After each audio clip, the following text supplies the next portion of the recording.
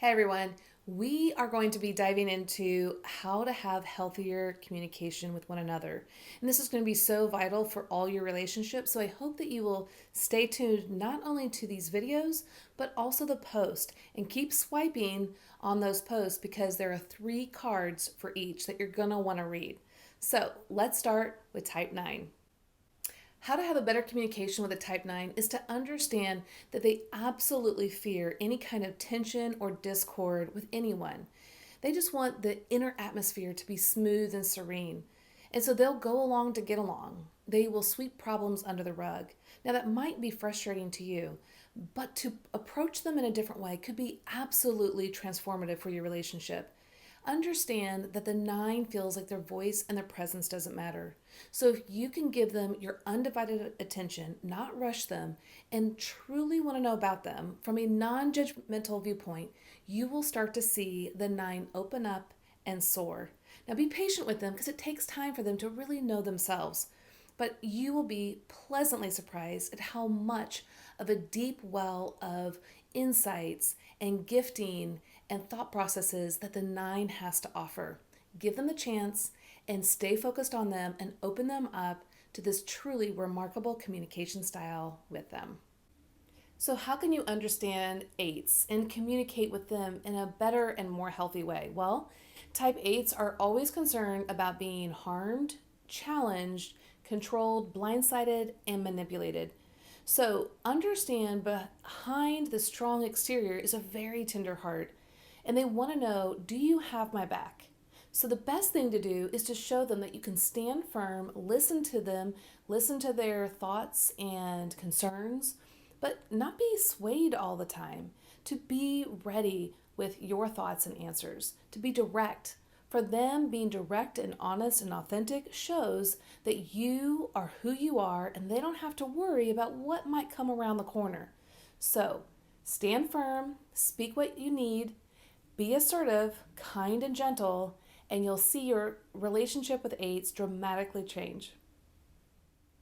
All right, so how can you help your communication style with type 7s and understanding them in a better way so that your relationship can really blossom? Well, you need to recognize that 7s do not like missing out on something fun or being bored or trapped in emotional pain or negativity. Now, we're in life, so negative things happen. But the best thing to do is to first start with a more optimistic, lighthearted tone. If you can start there, the 7s are going to be much more receptive in listening to what needs to be listened to. If you come with negativity, criticism, showing all the things that are going wrong, they're going to reframe it as fast as they can.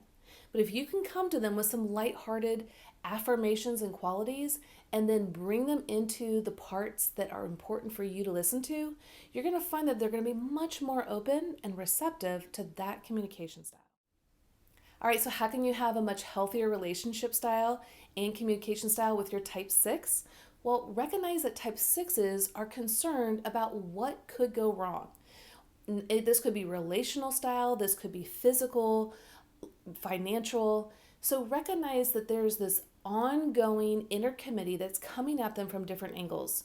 So don't put them down for their anxiety and their concerns because they are being onslaughted with all the things that could be. Have compassion and understanding, listening to them, not just going, oh, it's going to be great, it's going to be fine.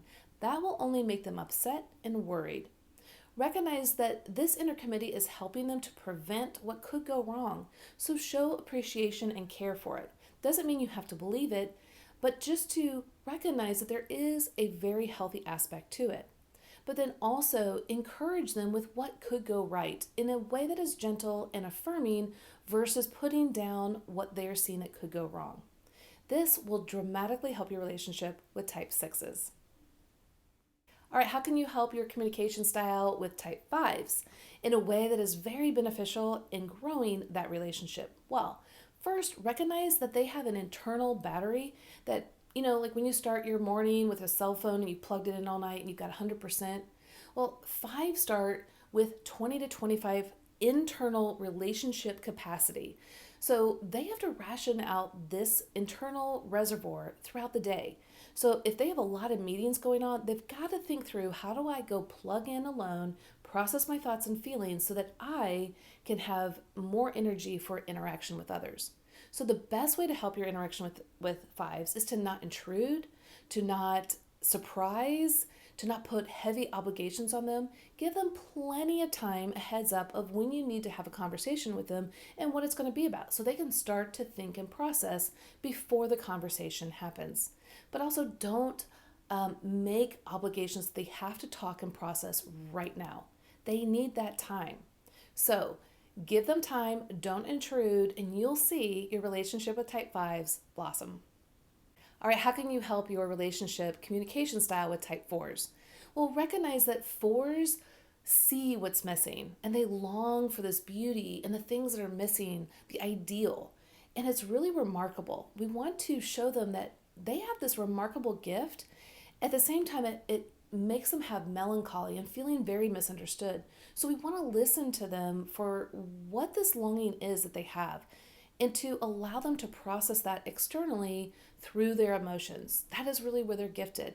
Now, I'm not saying just allow the emotions to flow and go wherever they want. No, because we hope that fours will take their emotions into emotional balance. This doesn't mean less emotions. This means emotional balance with the emotions that are there. So instead of allowing the emotions to be a tsunami, we're hoping that the fours will recognize the beauty of their emotions and utilize them in a way that is a blessing for others. So everyone else, listen to your fours. Be sensitive and don't try to cheer them up, but be right there with them. And what you'll see is when you're there with them and you're trying to understand, even if you don't, it's going to be so appreciated by your type fours. All right, how do you love and support your type threes in your communication style to help you guys grow? Understand that threes believe they're as good as their last success. And in order for others to love them, they have to keep producing.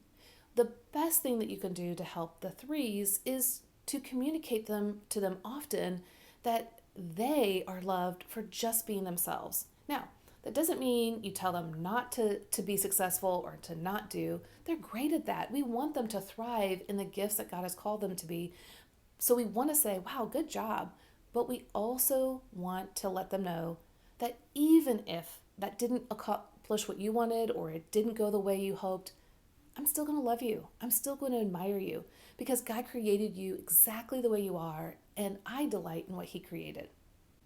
All right, how can you help your communication style with type twos? Recognize that type twos fear rejection. They want to know how you feel about them.